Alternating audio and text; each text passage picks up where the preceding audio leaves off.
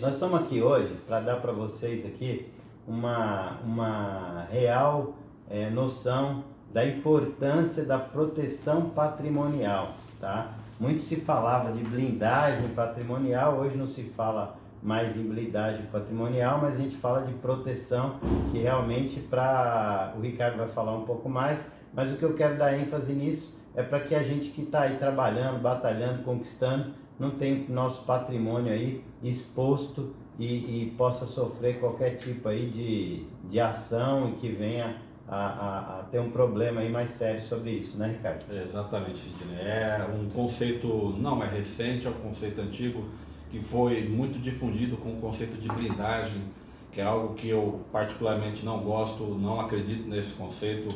Foi massificado como um meio de venda de serviço para a constituição de sociedade de maneira inveterada, ou seja, oferecia-se o serviço de blindagem como se fosse a solução da vida do empresário. E cá entre nós não existe solução definitiva para empresário. A atividade demanda cuidado contínuo, um bom contador, uma boa equipe de consultores, a cautela na gestão das rotinas contábeis, a cautela na divisão clara entre patrimônio pessoal e patrimônio empresarial, para que a gente evite o fenômeno da confusão patrimonial, que é o que gera, na maioria das vezes, as hipóteses de desconsideração de personalidade jurídica, autorizando com que o patrimônio pessoal dos sócios da empresa devedora, endividada, seja ela dívida decorrente de processos trabalhistas, fiscais ou de natureza civis também. Tá? Então, a confusão patrimonial é um dos principais causadores do acesso aos bens dos sócios para pagamento de dívida da empresa. E é isso que a proteção patrimonial visa evitar, organizar a vida do empresário de tal modo que ele não se submeta às práticas previstas em lei que autorizam a desconsideração de personalidade jurídica. Mas em regra geral, o que o Ricardo está falando aqui é: você tem patrimônio físico, tá? Então eu vou dar um exemplo prático que surgiu aqui, que eu inclusive falo para muita gente. Tinha uma pessoa, dona de uma empresa, que trabalhava com transporte de cargas, sabe, quando você está fazendo obra, essas coisas, e ele estava lá com a máquina, e aí acabou tendo uma fatalidade, atropelando uma pessoa que estava ali trabalhando. Aquela pessoa que estava trabalhando na ação, demandou uma ação pedindo indenização, onde dizia que ele ia ser cantor, que ele teria um grande sucesso na vida, e pleiteando uma indenização por cada mês, cada ano de vida daquele, fizeram uma estimativa de ano de vida, enfim, e estava pleiteando, e isso ficou passivo da pessoa, desse dono da empresa, que ele tinha empresa só para prestar esse serviço específico, mas é uma pessoa que tinha um patrimônio já. Então ele teria que colocar, ele acabou tendo problema com bloqueio de bens, com casa, chácara, todas essas coisas em função de um atropelamento. Infelizmente, a fatalidade, em que pese patrimônio nenhum seja capaz de se sobrepor a isso, né? É importante que a gente entenda que a legislação brasileira, como regra, ela estabelece a limitação da responsabilidade das sociedades. Então, a sociedade limitada, ela possui responsabilidade limitada ao que o capital social dela é capaz de suportar. Mas isso, na prática dos tribunais, nem sempre se nota, seja em função da maneira como o processo foi conduzido, seja da maneira pela qual a empresa é gerida, de maneira a deixar claro uma confusão patrimonial, por exemplo. Sim. Uma fatalidade como essa, se, por exemplo, o caminhão estivesse no nome da pessoa física do sócio e a empresa seja responsável pela emissão de nota, já é nítido a confusão patrimonial apta a desconsiderar a personalidade jurídica da pessoa. E pode acontecer, desculpa, Ricardo, pode acontecer também de eu estar na rua pilotando meu carro e aconteceu uma fatalidade. Ontem eu tive com um cliente aqui que aconteceu, por sorte, a pessoa foi hospitalizada, ficou internada um bom tempo, mas não aconteceu nada. Mas poderia acontecer algo nessa esfera também, né? Sem dúvida. A responsabilidade no Brasil, ela é uma responsabilidade nitidamente objetiva para alguns casos e uma responsabilidade que demanda a comprovação da culpa do agente, né? Então existe aí uma distinção jurídica entre os critérios que autorizam a culpa ser a culpa chamada objetiva, que independe, né, do motivo que gerou aquele dano, e a culpa que possibilita essa discussão. Mas, como regra, o agente causador é responsável pela indenização. E a cada caso a gente precisa analisar de maneira peculiar a enxergar se há ali ou não elementos para possibilitar a divisão nítida dos bens. Olha, quem cometeu isso foi a pessoa física do sócio, não foi o sócio, então o patrimônio da empresa não pode responder, e vice-versa. Mas há casos muito interessantes, Sidney, e eu acho que vale a pena trazer o exemplo para que a gente possa ilustrar, né? Às vezes o empresário organiza a vida dele, cria a famosa holding patrimonial. Sim. E vai e faz a transferência dos automóveis para essa holding patrimonial. Mas curiosamente é na holding patrimonial que está o patrimônio dele, a casa, sítio, fazenda, o que quer que seja. E quando ele comete a infeliz, né, situação do acidente, quem vai responder é o proprietário do automóvel. E por coincidência é o proprietário de todos os outros bens. Então aí fica o exemplo de que não basta se promover a constituição pura e simples de uma holding para você de fato proteger seu patrimônio. É necessário você criar uma metodologia, criar um planejamento apto a desenvolver a sua atividade, isolando o risco inerente a qualquer tipo de situação. Sim. Entendeu? Inclusive tem outro caso que a pessoa constitui a holding, mas os objetos que estão ali, os bens que estão fazendo parte da holding, eles são objetos de locação, por exemplo.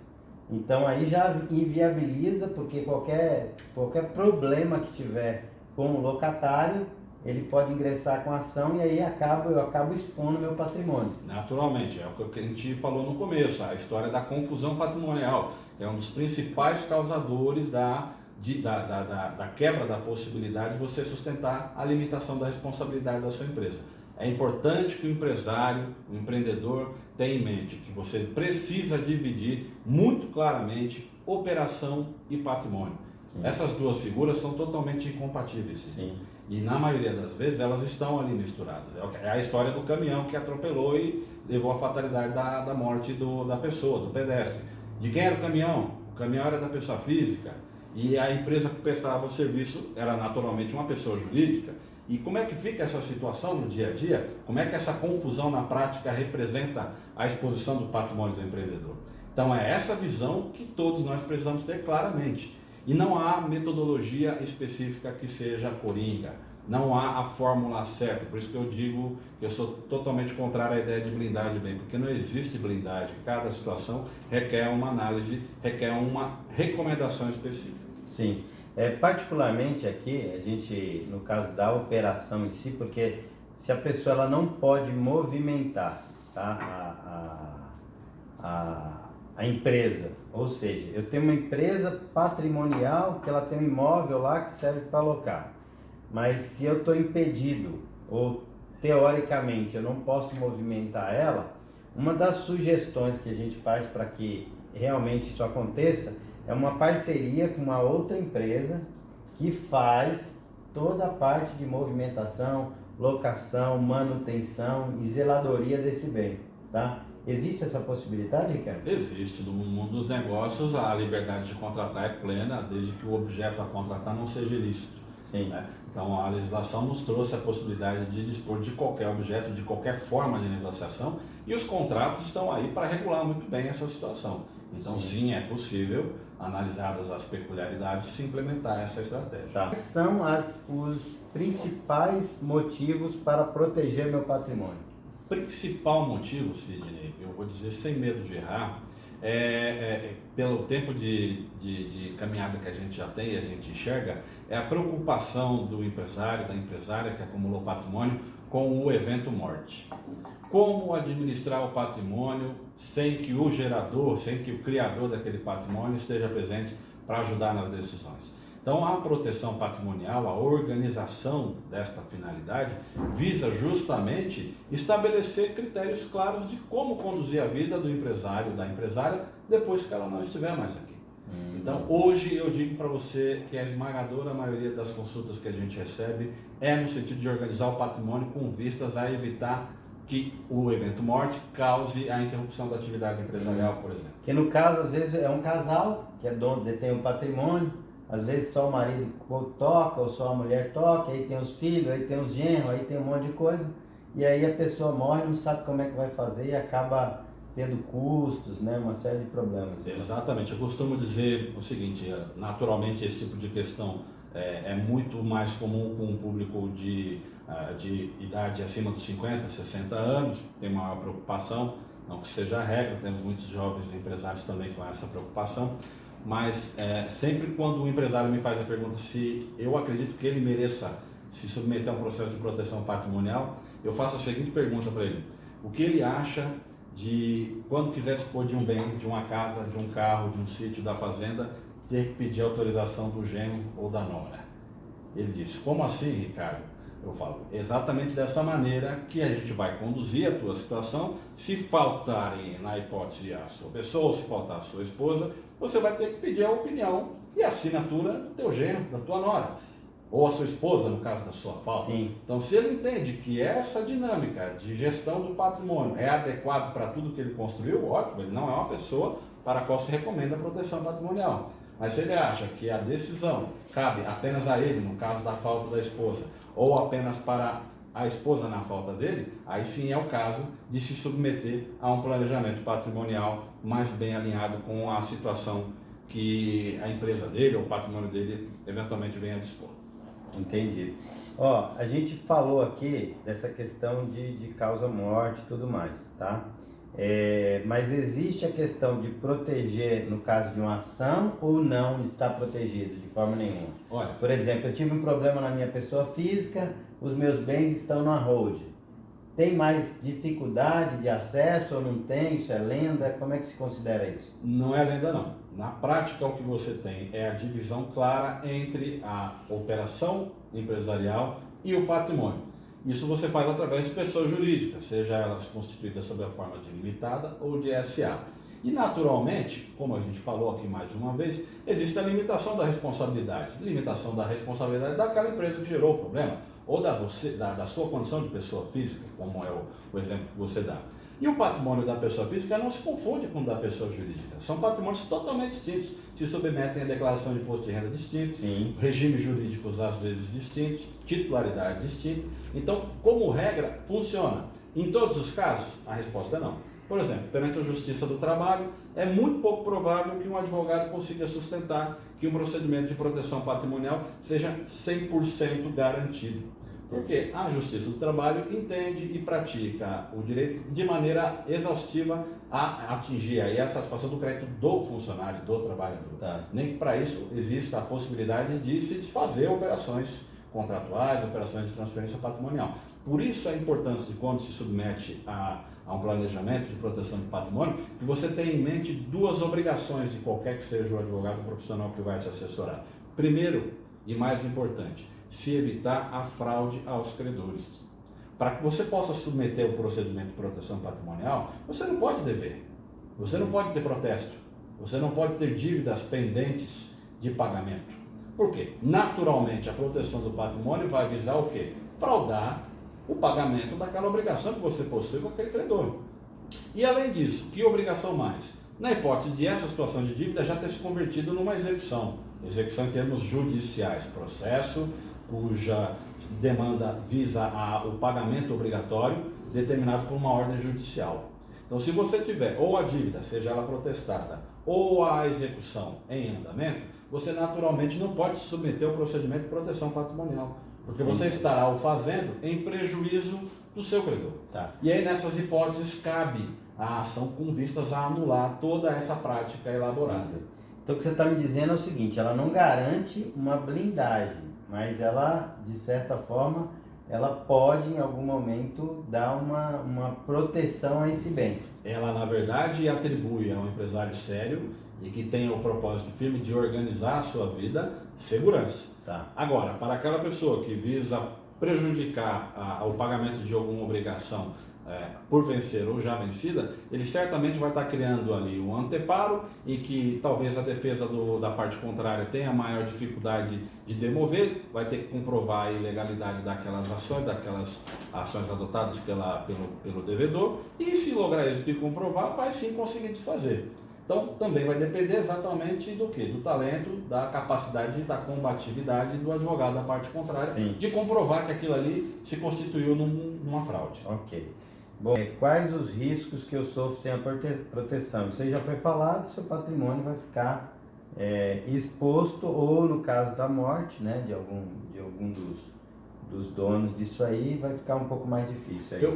Resumo aí. A maioria das pessoas, Sidney, não tem noção do quão impactante é o evento morte na vida de uma empresa. Tá? Eu vou aqui de uma maneira muito objetiva tentar sintetizar. Você imagine que o empresário assina as ordens de pagamento, hoje pouco, mas no passado até pouco tempo muito mais, assinam cheques, né? Determinava as ordens de pagamento, movimentava a conta corrente perante a instituição financeira, e com o advento da morte, como é que fica isso? Quem é que conduz a atividade empresarial pelo ponto de vista da pessoa? Quem é que toca a atividade? Quem é que assina o cheque? Quem é que assina a ordem do pagamento? A ordem legal determina que você se submeta ao inventário de bens. Sim. E se submeta à necessidade de pedir um alvará para que a empresa possa ser conduzida, representada pelo inventariante. E quanto tempo a gente está falando? A gente está falando de algo que pode levar absolutamente, em termos práticos, uma semana ou 2 meses. O que pode ser a diferença entre a empresa continuar viva ou não, continuar existindo ou não mais. E às vezes até a disponibilidade de caixa em conta corrente você não conseguir acessar, ou seja, tem o dinheiro, mas não consegue a ordem para sacar. Porque os bancos recebem a comunicação do falecimento. Sim. Os cartórios comunicam para fins de previdência social, e os bancos também recebem essa informação. Então, a falta de um bom planejamento de como gerir essa questão e o impacto do evento morte pode levar uma atividade empresarial ao fim em questão de dias. Entendi. Em qual momento é indicada a realização do estudo dessa proteção? Eu costumo dizer que todo momento é momento, mas o momento ideal é o momento em que você tem o controle da situação fiscal, trabalhista e perante credores da sua empresa. Ou seja, não tenha protestos, não tenha execuções e tenha a plena disponibilidade do seu patrimônio. Não esteja num processo de separação, não esteja num processo de litígio com os demais herdeiros. Esse é o melhor momento, que você tenha a plena liberdade do seu patrimônio. Que as coisas estão em harmonia, né? Exato. Bom, quais os cuidados eu devo ter após eu proteger o meu patrimônio? Eu devo fazer algo? Particularmente, podem achar que é advogado tentando fidelizar cliente, né? Mas particularmente eu entendo que a gestão da proteção patrimonial ela tem que ser contínua, porque a situação de fato ela muda à medida que o tempo avança, que sua situação financeira avança, a tua realidade jurídica muda também. Então é o exemplo do caminhão, espera lá, em nome de quem estão os caminhões? Nome da holding, espera lá, mas a holding não era só para proteger o patrimônio pessoal, e aí você está envolvendo o patrimônio da pessoa jurídica, que é a atividade principal. Então não tenho resposta diferente para te dar, que é a todo tempo analisar se a condição jurídica da tua empresa, do teu negócio, permanece igual ao momento que você constituiu. Porque aí é dado a necessidade de você interferir no sentido de adaptar os rumos da proteção que você elaborou. Tá. Aqui a gente já falou um pouco, mas a holding está ligada à proteção patrimonial? Poderia explicar um pouco sobre? Aí você adentra nas modalidades, nas ferramentas disponíveis no direito brasileiro para essa finalidade. A holding é basicamente uma sociedade controladora, né? O verbo em inglês to hold é controlar, né? Segurar algo que o vale. E holding é controlar, né? Então essa sociedade tem como finalidade a gestão de participações, a gestão de bens próprios, a gestão de maneira geral de um conjunto de bens e de direitos. Então a holding é uma sociedade que pode ser constituída pela modalidade limitada, pela modalidade EIRELI, inclusive a EIRELI, empresa individual de responsabilidade limitada, e pode ser na modalidade SA. Cada tipo societário com a sua vantagem e sua desvantagem. Tá? Então a holding é uma das formas de você proteger o patrimônio. Eu costumo dizer que existem outras formas de proteção patrimonial e simples, usuais, que a gente nem percebe. Por exemplo, a escritura de doação com reserva de usufruto. Então eu tenho um único bem e um único herdeiro. Que conveniência enxergo em constituir uma holding? Eu particularmente não enxergo conveniência. Mas eu enxergo conveniência em ter a certeza de que aquele imóvel vai me servir até o último dia da minha vida. Então eu posso antecipar por uma doação para o único herdeiro e reservar o usufruto daquele bem. Entendi. De modo que eu tenha os efeitos da blindagem, ou seja, a propriedade daquele bem não é mais minha, já paguei o imposto pela doação, que se assemelha à transmissão pela ocasião do falecimento, e tenho a certeza de que posso usá-lo de maneira vitalícia. Então é uma metodologia que se presta a proteger o patrimônio. Os contratos de união estável, para aqueles casais que convivem juntos, mas que não são casados no papel, é uma maneira de você proteger seu patrimônio, porque você estabelece no contrato de união estável qual é o regime jurídico dos bens que vocês vão possuir a partir daquele dado momento. Entendi. Então a figura mítica da holding é uma das figuras mais massificadas como única metodologia de proteção de patrimônio. E não é. E vou dizer mais, tem outras maneiras de se proteger patrimônio, como por exemplo, contratar seguro de vida resgatável. Você consegue fazer aportes de pagamento financeiro que não se submetem, na hipótese de falecimento, a inventário ou a alvará para recebimento. Então no seguro resgatável, você consegue fazer proteção patrimonial, planejamento sucessório. Eu sei que você ter casa, você tem uma reserva de dinheiro. Ou, por exemplo, eu tenho casa, eu tenho empresa, eu tenho carros, eu tenho isso, tenho aquilo, mas e na hipótese de eu falecer, o custo com inventário, imposto para transmissão pode chegar a 20% do patrimônio. E sem aquele dinheiro, você não consegue alvará para tocar a empresa. Então, como é que você cria um mix de serviços aptos a proteger o patrimônio? Uma parte doação, outra parte holding e uma parte seguro resgatável, para que você possa franquear aos seus herdeiros o recebimento imediato de uma determinada quantia para fazer frente com essas despesas. Sim. Diferente dos fundos de investimento, que submetem a inventário, diferente dos CDBs, diferente da conta corrente, diferente da conta poupança.